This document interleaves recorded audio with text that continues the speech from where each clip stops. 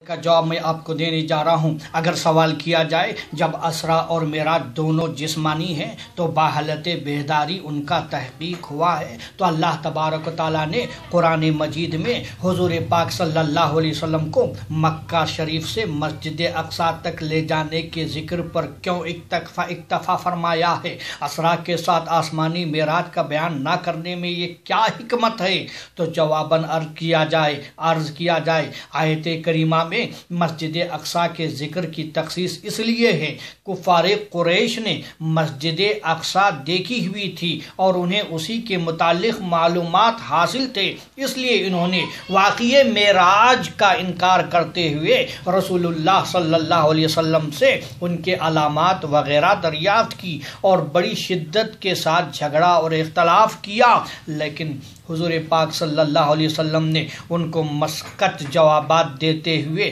مسجد اقصیٰ کی تمام علامتیں اور نشانیں کفار قریش نے دریافت کی تھی بلا کم و کاست بیان فرما دی اور نہایت خوبی کے ساتھ ان پر حجت قائم فرما دی، جس کے بعد ان کے لیے مجال انکار کوئی باقی نہ رہی۔ اس لیے رسول اللہ صلی اللہ علیہ وسلم کے اسرا اور معراج کی صداقت پر ایک عظیم الشان دلیل قائم کی گئی، اس لیے اللہ تبارک تعالیٰ نے خصوصیت کے ساتھ مسجد اقصیٰ کا ذکر فرمایا۔ اگر ادنا تعمیل سے کام لیا جائے تو قرآن میں واقع معراج کی صداقت پر لاجواب دلیلیں قائم کی گئی ہوتی۔ مسجد اقصیٰ کا ذکر ہے کیونکہ ایک طرف تو مشرکین مکہ کے ذہن میں مسجد اقصیٰ کی تمام علامتیں محفوظ تھی اور دوسری طرف انہیں اس بات کا یقین تھا کہ حضرت محمد عربی صلی اللہ علیہ وسلم مسجد اقصیٰ کبھی نہیں دیکھی تھی۔ جب انہوں نے سنا کہ حضور پاک صلی اللہ علیہ وسلم نے مسجد اقصیٰ جانے اور معراج فرمانے کا حال بیان فرما رہے ہیں تو انہوں نے سوچا اس سے بہتر موقع اور کیا ہو سکتا ہے، حضور پاک صلی اللہ علیہ وسلم کا مذاق اڑایا جائے، اس لیے انہوں نے کبھی دیکھا ہی نہیں ہے۔ جب یہ دعویٰ کر رہے ہیں ان کو اس کے حالات دریافت کر دیا جائے گا تو ہمارے دیکھے ہوئے نہیں ہیں، تو اللہ اکبر، جن کی علامتیں نشانیاں ہم ان سے دریافت کریں۔ لیکن وہ آئیے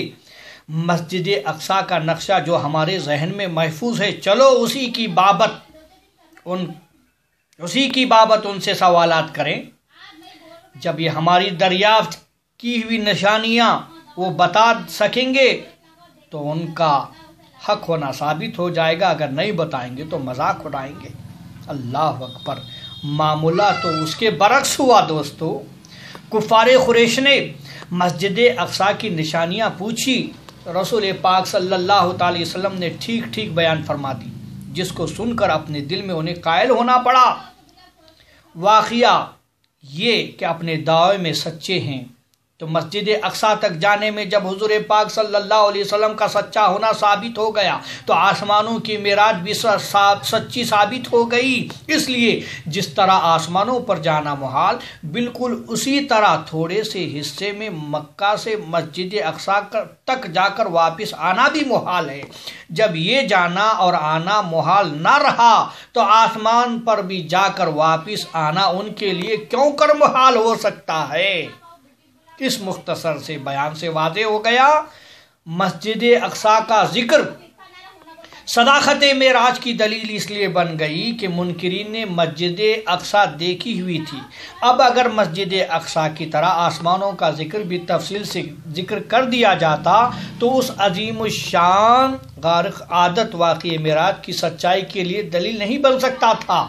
کیونکہ منکرین نے کبھی آسمان نہیں دیکھے تھے، ان کے ذہن میں وہاں کی کسی چیز کا کوئی تصور نہیں تھا۔ اس لیے اب اگر آسمانوں کی بابت کوئی نشانی دریافت کرتے تو حضور پاک صلی اللہ علیہ وسلم انہیں بتا دیتے، تو ان کے خالی ذہن ہونے کی وجہ سے حضور پاک صلی اللہ علیہ وسلم کا بتانا ان کے حق میں فائدہ مند نہ رہتا اور واقع معراج کی تصدیق کے لیے کوئی دلیل قائم نہ ہوتی۔ اس حکمت کی بنیاد پر اللہ تبارک تعالیٰ نے آسمانی معراج کا ذکر تفصیل کے ساتھ نہیں فرمایا، بلکہ لِنُرِيَهُ مِنْ آیاتنا میں اجمال کے ساتھ اسے بیان فرمایا تاکہ مسجد اقصیٰ کی طرف حضور کا لے جانا ان کو آسمانوں پر لے جا کر وہاں کی آیات دکھانے پر دلیل قائم ہو جائے۔ خلاصہ کلام یہ کہ آیت کریمہ میں اسراء کا بیان مفصل ہے، معراج کا ذکر مجمل۔ مفصل مجمل کی دلیل ہے آیت کریمہ میں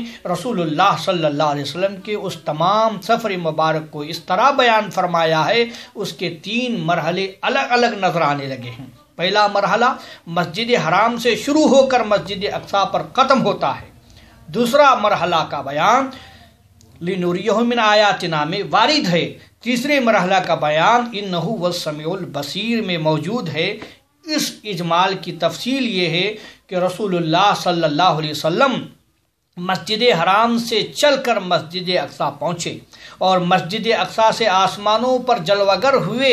عرش الہی تک پہنچ گئے۔ پھر عرش الہی سے اللہ تعالیٰ کے قرب عرش الہی سے جہاں تک اللہ نے چاہا جلوہ فگن ہوئے۔ زمان و مکان بلکہ عالم امکان کا قیوس سے بالا تر ہو کر اللہ تعالیٰ کے قرب خاص سے مشرف ہوئے، اپنے رب کا جمال اپنے سر کی مقدس آنکھوں سے بے حجاب دیکھا اللہ کو۔ سبحان الذی سے لے کر الذی بارکنا حولہ تک اسرا کا تفصیل بیان لنوریہ من آیاتنا میں تمام آسمانی سفر کا ذکر اجمالی ذکر ہے۔ انہ هو سمیع البصیر میں اللہ تعالیٰ کے قرب خاص میں اس کا کلام سننے اور جمال دیکھنے کا بیان ہے، اور مسجد حرام سے مسجد اقصی تک دنیائی جسمانیات اور عالم شہادت ہے، اور مسجد اقصی سے اوپر جو ہے آسمانوں اور عرش